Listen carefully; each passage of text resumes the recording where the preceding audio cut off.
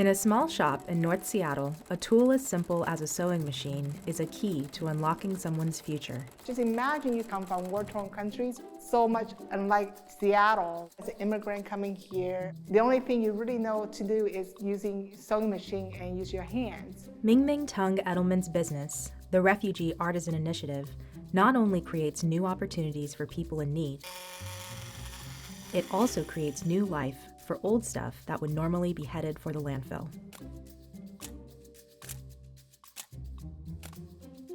I learned that 85% of textiles get thrown away.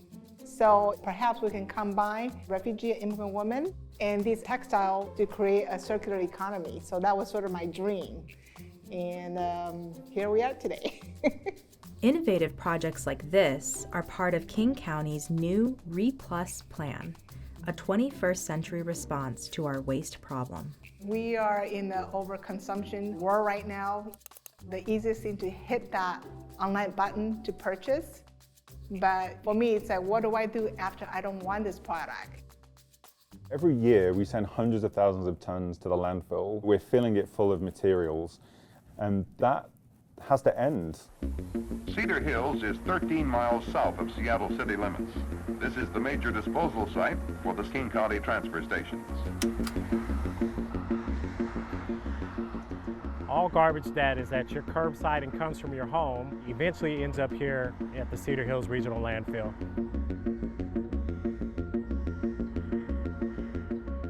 We accept 2,400 to 3,000 tons of garbage per day. That's enough garbage to fill more than 100 semi-trucks. Here's the catch.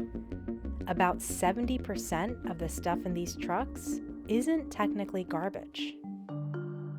A lot of what we're receiving here should not be here. Paper, plastic, cardboard, wood, metal, all those items could be recycled. And then there are a lot of items that could definitely be reused. Put on the curb, even with a free sign on it, I'm pretty sure somebody would have picked it up, but nobody wanted to take the time to see what their resources are, of where it could go, where it could be reused, and they just threw it away. The largest load of what's going to our landfill in King County is organic material. That's yard waste and food waste. That is creating a huge greenhouse gas burden because it rots and creates methane gas. If we could pull those items out of our waste stream, that would reduce our greenhouse gas emissions. The recyclable, reusable, and compostable items we're all just throwing away contribute to climate change and are filling up King County's only landfill, fast.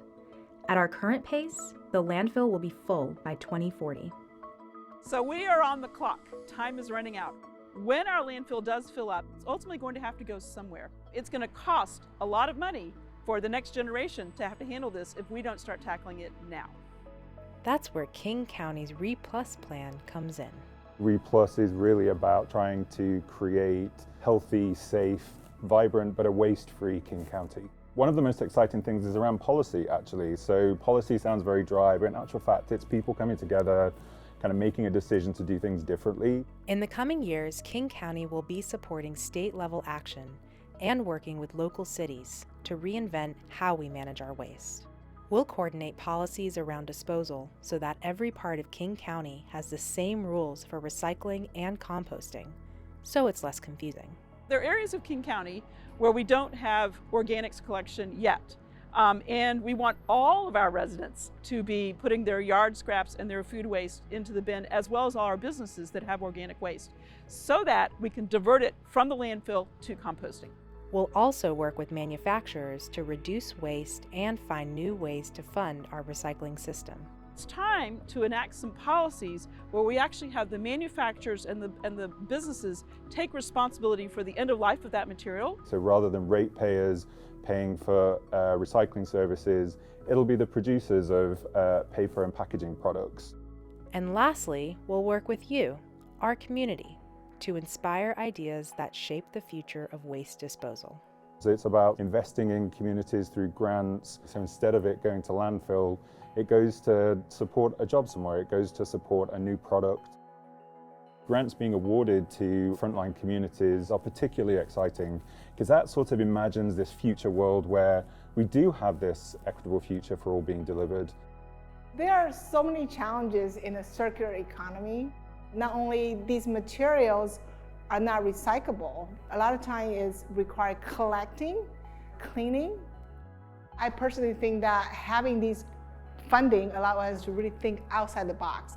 Not only prove the concept, but hopefully become a sustainable project that we can actually expand and scale to hire more refugee immigrant women while taking, who knows what the next material might be, but we'll be up for the challenge, knowing that this success can set a foundation for our future endeavor.